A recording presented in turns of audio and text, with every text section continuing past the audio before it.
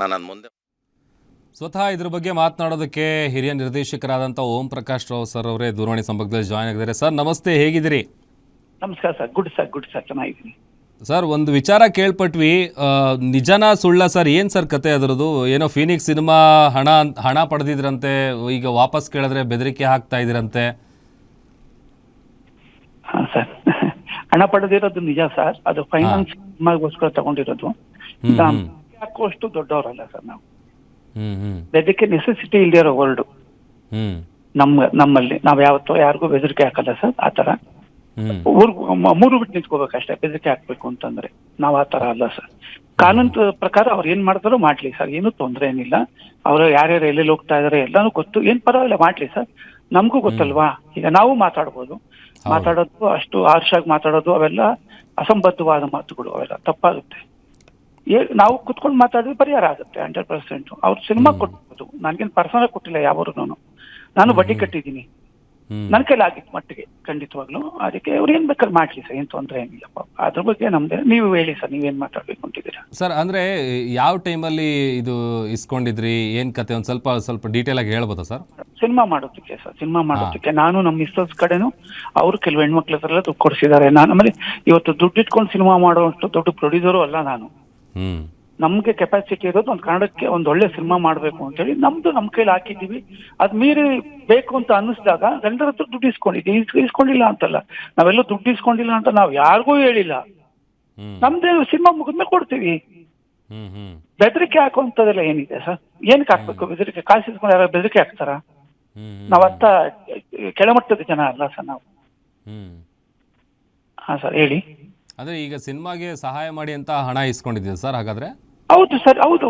ನಾನೇ ಅಲ್ಲ ಸರ್, ತುಂಬಾ ಜನ ಪ್ರೊಡ್ಯೂಸರ್ಗಳು ಕೇಳ್ಕೊತಾರೆ, ಇಸ್ಕೋತಾರೆ. ಆ ತರ ನಾನು ಇಸ್ಕೊಂಡಿದ್ದೀನಿ, ಸಿನಿಮಾಗೆ ಹಾಕಿದ್ದೀನಿ, ಸಿನಿಮಾ ಮಾಡಿದ್ದೀನಿ. ಸಿನಿಮಾ ಬಿಫೋರ್ ದುಡ್ಡು ತಗೊಳ್ಳಿ ಅಂತ ನಾನು ಎಲ್ರಿಗೂ ಹೇಳಿದ್ದೀನಿ.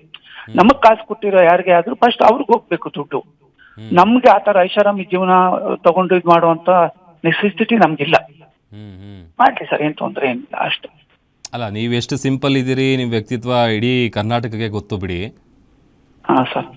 ಬಟ್ ಈಗ ಅವರು ನಿಮ್ಗೇನಾದ್ರು ಮತ್ತೆ ಕಾಂಟ್ಯಾಕ್ಟ್ ಮಾಡಿ ಹಣ ವಾಪಸ್ ಕೇಳೋದು ಅಥವಾ ನೀವು ನಿರಾಕರಿಸಿದ್ದು ಆ ಥರದ್ದು ಏನಾದರೂ ಪ್ರಸಂಗ ನಡೆದಿತ್ತಾ ಸರ್? ಹೇಗೆ ಸರ್? ನಾನು ಒಂದು ವಾರದ ಮುಂಚೆನೆ ಇದು ಆಕ್ಚುಲಿ ಇದಕ್ಕೆ ಮೂಲ ಬಂದು ವಾಸುದೇವ್ ರೆಡ್ಡಿ ಅವರು ಸರ್. ಅವರು ನಮ್ಮ ಪಾಪ ನಮ್ಗೆ ಒಳ್ಳೆ ದೊಡ್ಡ ಅಮೌಂಟೇ ಕೊಟ್ಟಿದ್ದಾರೆ. ನಾನು ಹಿಂದೆ ಸಿನಿಮಾ ಶುರು ಮಾಡೋದಕ್ಕೋಸ್ಕರ ನಾನು ಬೇರೆಯವ್ರ ಹತ್ರ ಎಲ್ಲ ತಗೊಂಡಿದ್ದೀನಿ ದುಡ್ಡನ್ನ. ಸಿನಿಮಾ ಮಾಡಿದ್ದೀನಿ, ಸಿನಿಮಾ ಮಾಡ್ತಿದ್ದೀನಿ. ಒಂದು 5 ದಿನ ಇದೆ ಬ್ಯಾಲೆನ್ಸ್, ಮಾಡ್ಬಿಟ್ಟು ಎಲ್ಲರೂ ಆಮೇಲೆ ಕುತ್ಕೊಂಡು ಮಾತಾಡಿದ್ರೇನೆ ಸರ್ ಇದು ಪರಿಹಾರ. ಸುಮ್ಮನೆ ಸರ್ ಈಗ ನಾವು ಮಾತಾಡ್ಬೋದು, ತಪ್ಪಾಗ್ಬಿಡುತ್ತೆ ಅದು. ನಾವೆಲ್ಲ ಒಂದ್ಸಲ ಇದ್ದಾಗ ಈಗ ಸುಮ್ಮನೆ ಏನೋ ಇದಕ್ಕೋಸ್ಕರ ಎಲ್ಲ ಜಗಳ ಆಡೋದು ತಪ್ಪಾಗುತ್ತೆ. ನಾವ್ ಆ ತರ ಇದಲ್ಲ ಸರ್. ಆಮೇಲೆ ಧಮ್ಕಿ ಹಾಕಿರೋದು ಅವೆಲ್ಲ ನಮ್ ನೆಸೆಸಿಟಿ ಇಲ್ಲ ಸರ್. ನಮ್ಗ ಆ ಒಂದು ನಮ್ ಕ್ಯಾರೆಕ್ಟರ್ ಅಲ್ಲ ಧಮ್ಕಿ ಹಾಕೋದು, ಆಮೇಲೆ ಏನೇನೋ ಬೇರೆ ಮಾತಾಡೋದು ಅವೆಲ್ಲ ನಮ್ಗೆ ಗೊತ್ತಿಲ್ಲ ಸರ್.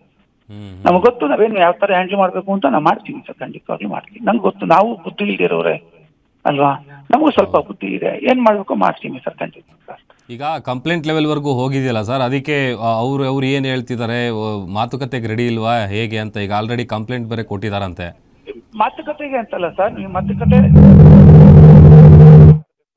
ತಪ್ಪೇನಿದೆ ಅದರಲ್ಲಿ? ನಾನು ಕಲರ್ಸ್ ಅವ್ರ ಹತ್ರ, ನನ್ನ ಸ್ನೇಹಿತರ ಹತ್ರ ನಾನು ಮಾತಾಡಿರೋದು ನಿಜ 100%. OTT ಆಗಿರ್ಬೋದು, ಈಗ ಕನ್ನಡ ಸಿನಿಮಾಗಳು ತಗೊಳ್ಳೋದೇ ಕಷ್ಟ ಅಂಥದ್ರಲ್ಲಿ ನನ್ನ ಮೇಲೆ ಇರೋ ರೆಸ್ಪೆಕ್ಟ್ಗೆ ಅವರು ಮಾಡ್ಕೊಡ್ತೀನಿ ಅಂತ ಹೇಳ್ಬಿಟ್ಟು ಮಾಡ್ತಾ ಇದ್ದಾರೆ ಅವರು. ಇನ್ನೊಂದೇನಂತಂದ್ರೆ ನಮ್ಗೆ ಹೊರಗಡೆ ತುಂಬಾ ಇದಿದೆ, ನಮಗೂ ಇದೆ, ನಾವು ತಗೊಂಡಿದ್ವಿ ಬೇರೆ ಕಡೆ ಎಲ್ಲ ಕೊಡಬೇಕು, ಕೊಡಲ್ಲ ಅಂತ ಯಾವತ್ತೂ ಹೇಳಿಲ್ವಲ್ಲ. ಈ ರೀತಿ ಪಬ್ಲಿಸಿಟಿ ಮತ್ತು ಪ್ರಚಾರ ಮಾಡೋದ್ರಿಂದ ದುಡ್ಡು ಸಿಗುತ್ತೆ ಅವ್ರಿಗೆ ಅನ್ನೋದಾದ್ರೆ ಮಾಡ್ಲಿ ಬಿಡಿ ಸರ್, ಅದ್ರಲ್ಲಿ ಏನಿದೆ? ಅದಕ್ಕೆ ನಾವು ಅವ್ರ ಮಾತುಗಳಿಗೆ ಅಣೆಕಟ್ಟಾಕಕ್ಕೆ ನಾವ್ಯಾರು? ಮಾತಾಡ್ಲಿ ಅಂತ ತೊಂದರೆ ಇಲ್ಲ ಸರ್. ಈಗ ನಿಮ್ಮ ಮೇಲೆ ಬಂದಿರೋ ಈ ಆರೋಪ ಅಥವಾ ಧಮ್ಕಿ ಅನ್ನೋ ಪದ ಎಲ್ಲ ಬಳಸ್ತಾ ಇದಾರಲ್ಲ ಸರ್, ಈ ಮೂಲಕ ನೀವು ಏನ್ ಸ್ಪಷ್ಟನೆ ಕೊಡಕ್ ಬಯಸ್ತೀರಿ ಗ್ಯಾರಂಟಿ ನ್ಯೂಸ್ ಮೂಲಕ? ಏನು ಇಲ್ಲ ಸರ್, ಪಾಪ ನೀವು ಫೋನ್ ಮಾಡಿದ್ದೀರಿ, ನಿಮ್ಗೆ ರೆಸ್ಪೆಕ್ಟ್ ಮಾಡ್ಬೇಕಾದ್ರೆ ನಮ್ ಧರ್ಮ ಅಷ್ಟೇ, ಬೇರೆ ಏನೇನಿಲ್ಲ. ಅವ್ರು ಏನ್ ಬೇಕಾದ್ರೂ ಮಾಡ್ಲಿ ಸರ್. ನಾನ್ ಆತರ ಚಿಚ್ಚಿ ಸರ್ ಒಂದ್ ಸ್ವಲ್ಪ ತೋರ್ಸಕ್ ಹೇಳಿಲ್ಲ, ಅದು ಒಂದ್ ಚಿಕ್ಕ ಧಮ್ಕಿ ಹಾಕಿರೋದು ಕೂಡ. ನಂಗೆ ಅದೆಲ್ಲ ಬರೋಲ್ಲ ಸರ್. ನಿಂತ್ಕೊಂಡ್ರೆ ಬೇರೆ ತರ ನಿಂತ್ಕೋಬೇಕು ಸರ್. ಇದು ಒಂದು ಜೊತೆಲಿದ್ದೀವಿ, ಎಲ್ರಿಗೂ ಜೊತೆಲಿದ್ವಿ. ಒಂದು ನಾವು ಕನ್ನಡ ಇಂಡಸ್ಟ್ರಿಗೋಸ್ಕರ ಸಿನಿಮಾ ಮಾಡಿರೋದು. ನಾನೇನು ನನ್ನ ಸ್ವಂತಕ್ಕೋಸ್ಕರ ಮಾಡೋನಲ್ಲ. ನಾನೇನು ದೊಡ್ಡ ಹೀರೋಗಳು ಸಿನಿಮಾ ಮಾಡಿದ್ದೀನ? ನಾನು ಒಂದು ಲೇಡಿ ಓರಿಯೆಂಟೆಡ್ ಸ್ಕ್ರಿಪ್ಟ್ ಮಾಡಿದ್ದೀನಿ ಅಷ್ಟೇನೆ. ಆ ಸಿನಿಮಾದಲ್ಲಿ ಎಲ್ಲರೂ ಮಾಡಿದ್ದಾರೆ ಆಕ್ಟಿಂಗು. ನನ್ಗೇನು ಪ್ರಾಬ್ಲಮ್ ಇದ್ದಾಗ ಸಾಲ ಬೇಕಾಗಿತ್ತು, ಅವ್ರ ತಗೊಂಡಿದ್ದೀನಿ, ಕೊಟ್ಟಿದ್ದಾರೆ. ಸಿನಿಮಾ ಮುಗಿಬೇಕು, ಸಿನಿಮಾ ಮುಗಿದೇನೆ ದುಡ್ಡು ಕೊಡೋಕ್ಕಾಗತ್ತಾ ನಾವು ಹೇಳಿ? ನಿಜ. ಫೈನಾನ್ಸ್ ತಗೊಂಡಿರೋದು ನಾವೇನು ಪರ್ಸನಲ್ ಕೆಲಸಕ್ಕೆ ಜೂಜಾಡೋದಕ್ಕೋ ಬೇರೆ ಇದಕ್ಕೆ ಅಲ್ವಲ್ಲ. ಖಂಡಿತ ಅವ್ರು ಏನ್ ಬೇಕಾದ್ರು ಮಾತಾಡಿ. ಈ ಕಂಪ್ಲೇಂಟ್ ಕೊಟ್ಟಿದ್ದೀರಲ್ಲ ಸರ್, ಏನ್ ಮಾಡ್ತೀರಿ?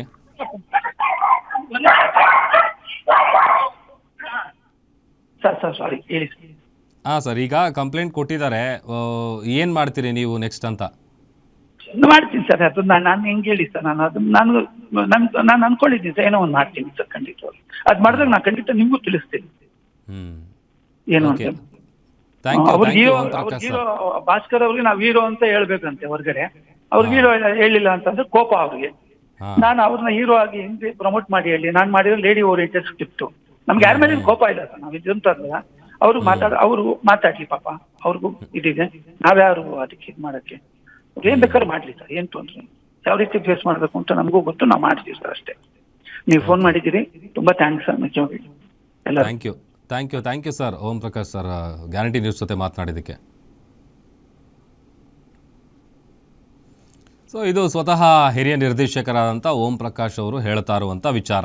ಅವರು ಹಣ ಪಡೆದಿರೋದು ನಿಜ, ಜೊತೆಗೆ ಸಿನಿಮಾಗೆ ಬಂಡವಾಳ ಹಾಕಿದ್ದೀನಿ, ಹಣ ಪಡೆದಿದ್ದೀನಿ, ವಾಪಸ್ ಕೊಡ್ತೀನಿ ಅಂತಲೂ ಕೂಡ ಹೇಳಿದ್ದೀನಿ. ನಾನೆಲ್ಲೂ ಕೂಡ ಧಮಕಿ ಹಾಕೋದಾಗಲಿ ಅಥವಾ ಅವ್ರಿಗೆ ಬೆದರಿಸೋದಾಗಲಿ ಆ ಥರದ್ದು ಯಾವುದೂ ಮಾಡಿಲ್ಲ. ಹಣ ಪಡ್ಕೊಂಡಿರೋದು ನಿಜ. ಜೊತೆಗೆ ಇನ್ನೊಂದಷ್ಟು ವಿಚಾರಗಳು ಹೇಳ್ತಾ ಇದ್ರು, ಅವರನ್ನು ಹೀರೋ ಅಂತೇಳಿ ಹೇಳಬೇಕಂತೆ ಹೊರಗಡೆ. ಈಗ ಸಹಜವಾಗಿ ಒಬ್ಬ ಡೈರೆಕ್ಟ್ರು ಅಥವಾ ನಟಿಯರು ಅಂತ ಬಂದಂಥ ಸಂದರ್ಭದಲ್ಲಿ ಅವರು ಒಂದು ಲೇಡಿ ಓರಿಯೆಂಟೆಡ್ ಮೂವಿ ಮಾಡ್ತಾ ಇದ್ದಾರೆ. ಅದರಲ್ಲಿ ಇವರಿಗೆ ಹೀರೋ ಅಂತೇಳಿ ಎಲ್ಲೂ ಹೊರಗಡೆ ಪ್ರಮೋಟ್ ಮಾಡ್ತಿಲ್ಲ ಅಥವಾ ಅದನ್ನು ಹೇಳ್ತಾ ಇಲ್ಲ ಅನ್ನುವಂಥ ವಿಚಾರವನ್ನು ಮನಸ್ಸಲ್ಲಿ ಇಟ್ಕೊಂಡು ಏನಾದರೂ ಇಲ್ಲ ಸಲ್ಲದ ಆರೋಪ ಮಾಡ್ತಾ ಇದ್ದಾರಾ ಭಾಸ್ಕರ್ ಶೆಟ್ಟಿ ಅವರು, ಗೊತ್ತಿಲ್ಲ. ಬಟ್ ಅವರ ಆ್ಯಂಗಲಲ್ಲಿ ಅವ್ರು ಹೇಳ್ತಾ ಇರೋದೇ ಬೇರೆ. ಬಟ್ ಸ್ವತಃ ಇದಕ್ಕೆ ಸಂಬಂಧಪಟ್ಟಂತೆ ಸ್ಪಷ್ಟನೆ ಕೊಡ್ತಾ ಇರುವಂತಹ ನಿರ್ದೇಶಕರು ಮಾತನಾಡಿದಂಥ ಸಂದರ್ಭದಲ್ಲಿ ಹೇಳದಂಥ ವಿಚಾರಗಳೇ ಬೇರೆ. ಹಣ ಪಡೆದಿರೋದು ನಿಜ, ಅದು ಸಹಾಯದ ರೂಪದಲ್ಲಿ ಪಡೆದಿದ್ದೀವಿ, ಜೊತೆಗೆ ಬಂಡವಾಳ ಹಾಕಿದ್ದೀವಿ. ಈಗ ಒಂದು ಸಿನಿಮಾ ಮಾಡಬೇಕಂತ ಬಂದಂಥ ಸಂದರ್ಭದಲ್ಲಿ ಅಲ್ಲಿ ಇಲ್ಲಿ ಒಂಚೂರು ಅಡ್ಜಸ್ಟ್ ಮಾಡಿ ಏನೋ ಮಾಡಿರ್ತೀವಿ. ಬಟ್ ಇನ್ನು ಸಿನಿಮಾ ನಡೀತಾ ಇರುವಂಥ ಹಂತದಲ್ಲಿರುವಂಥ ಸಂದರ್ಭದಲ್ಲೇ ವಾಪಸ್ ಕೊಡಿ ಅಂತಂದರೆ ಹೆಂಗೆ ಕೊಡೋಕ್ಕೆ ಸಾಧ್ಯ? ಬಂದು ಕೂತು ಮಾತಾಡಿದ್ರೆ ಎಲ್ಲ ಸರಿ ಹೋಗುತ್ತೆ. ಅದನ್ನು ಬಿಟ್ಟು ಸ್ಟೇಷನ್ ಮೆಟ್ಲಿಗೆ ಹೋಗೋದು ಅಥವಾ ಕಂಪ್ಲೇಂಟ್ ಕೊಡೋದು ಈ ಥರದ್ದೆಲ್ಲ ಮಾಡಿದ್ರೆ ಅದಕ್ಕೇನು ಫೇಸ್ ಮಾಡಬೇಕು, ಎಲ್ಲ ರೀತಿಯಾಗಿ ಫೇಸ್ ಮಾಡೋದಕ್ಕೆ ನಾನು ಕೂಡ ರೆಡಿಯಾಗಿದ್ದೀನಿ ಅಂತೇಳಿ ಒಂದು ಕ್ಲಾರಿಟಿಯನ್ನು ಕೊಟ್ಟರು ಓಂ ಪ್ರಕಾಶ್ ರಾವ್ ಅವರು. ಸೊ ಅಲ್ಲಿಗೆ ಈಗ ಕಂಪ್ಲೇಂಟ್ ಕೊಟ್ಟಿರುವಂಥ ನಟ ಭಾಸ್ಕರ್ ಶೆಟ್ಟಿ ಅವರೇನಿದ್ದಾರೆ, ಈಗ ಅವರ ದೂರಿನ ವಿಚಾರವಾಗಿಯೇ ಒಂದಷ್ಟು ಸತ್ಯಾಸತ್ಯತೆಯನ್ನು ಪೊಲೀಸರು ನೋಡಬೇಕಾಗುತ್ತೆ. ಯಾಕಂತಂದರೆ ಈಗ ಎರಡೂ ವರ್ಷನ್ ಕೇಳಬೇಕಲ್ವಾ.